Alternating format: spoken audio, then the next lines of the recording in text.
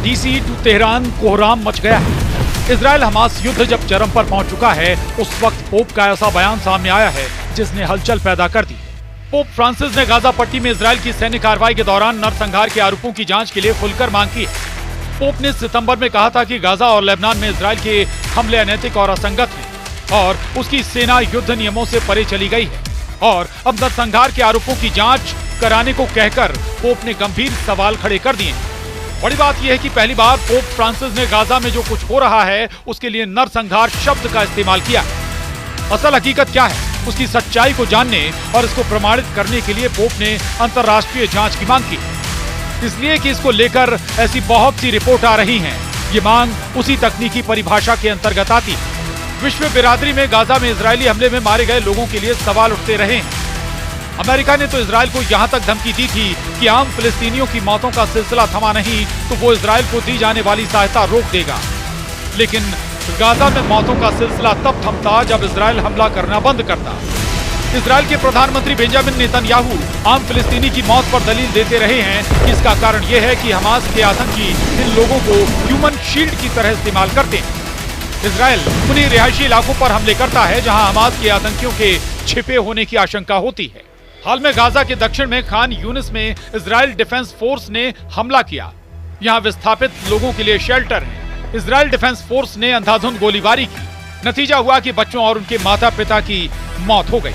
वहीं उत्तरी गाजा के बेल लाहिया इलाके में भी हमले में कम से कम 30 लोग मारे गए।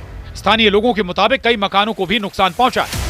इसके अलावा गाजा पट्टी में इजरायली हमलों में 12 लोगों की मौत हो गई।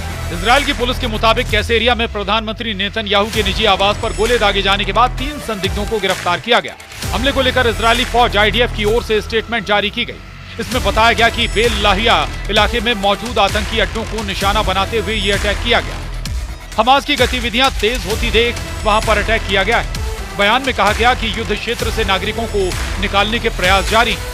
इजरायली सेना ने उत्तरी गाजा में फिर से हमले तेज करते हुए कहा है कि हमास के आतंकवादी वहां फिर से संगठित हो गए हैं। इजराइल बारंबार ये कहता रहा है कि गाजा में जब तक हमास का आखिरी आतंकी जिंदा है, हमले बंद नहीं होने वाले। बता दें कि बीते साल 8 अक्टूबर जब इजराइल ने गाजा के खिलाफ अटैक शुरू किया, तब से लेकर अब तक गाजा में 43,846 लोगों की मौत हो चुकी है और इस दौरान गाजा में कम से कम 1,740 लोग घायल हुए, जबकि विस्थापित लोगों की तादाद करीब 18 लाख की है।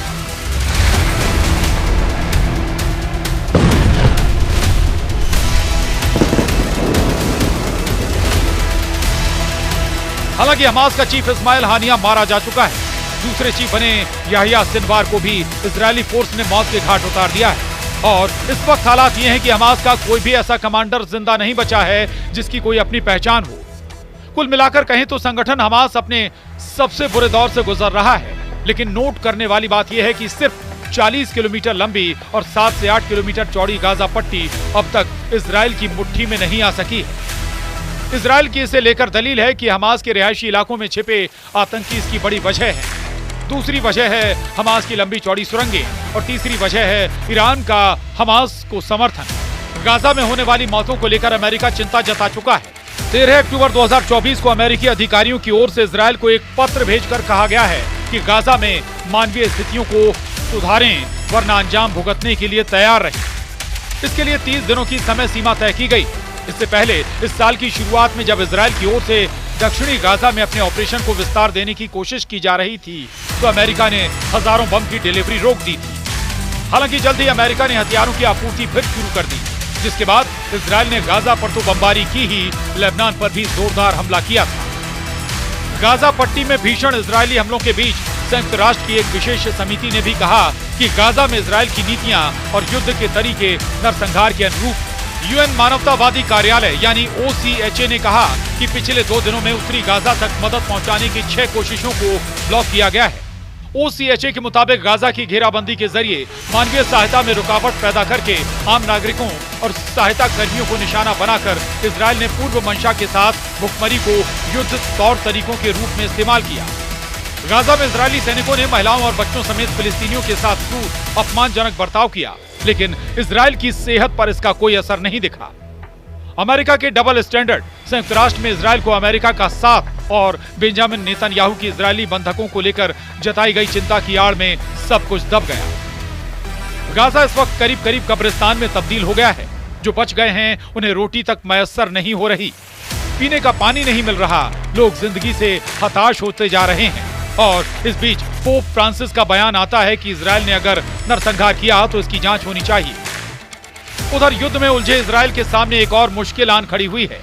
इजराइल पहले से ही गाजा में हमास से, लेबनान में हिजबुल्लाह से, यमन में हूती विद्रोहियों से, सीरिया में ईरान समर्थित मिलिशिया से, इराक में ईरान समर्थित फोर्स से और बहरीन के मिलिशिया संगठन से जंग ही कर रहा है।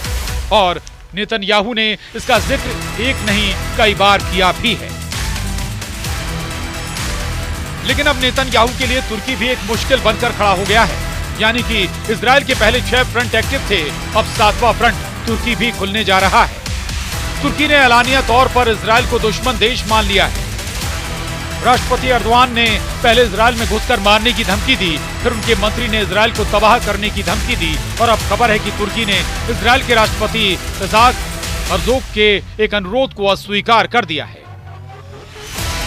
इजरायली राष्ट्रपति दरअसल अजरबैजान की राजधानी बाकू में चल रहे COP29 जलवायु शिखर सम्मेलन में जाने के लिए तुर्की के हवाई क्षेत्र का इस्तेमाल करना चाहते थे, लेकिन तुर्की ने उनके अनुरोध को अस्वीकार कर दिया।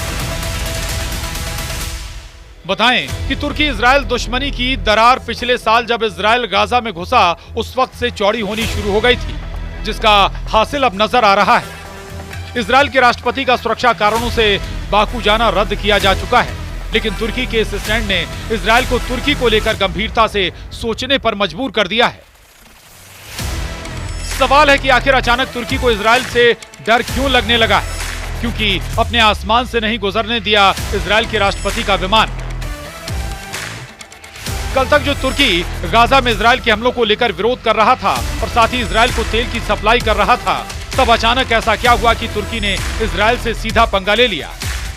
तुर्की के राष्ट्रपति रेसेप तय्यप एर्दोआन ने सऊदी अरब और अजरबैजान के दौरे के दौरान इजराइल से संबंध खत्म करने का ऐलान किया। एर्दोआन ने कहा कि मेरे नेतृत्व में तुर्की गणराज्य की सरकार इजराइल के साथ किसी भी तरह का संबंध जारी नहीं रखेगी और हम अपने इस रुख पर आगे भी कायम रहेंगे। बता दें कि तुर्की और इजराइल के संबंध मुश्किलों से भरे रहे हैं। तुर्की दुनिया का पहला मुस्लिम बहुल देश था जिसने इजराइल को मान्यता दी थी। सवाल फिर वही, तो फिर अचानक क्यों तुर्की ने इजराइल से अपने संबंध खत्म कर लिए।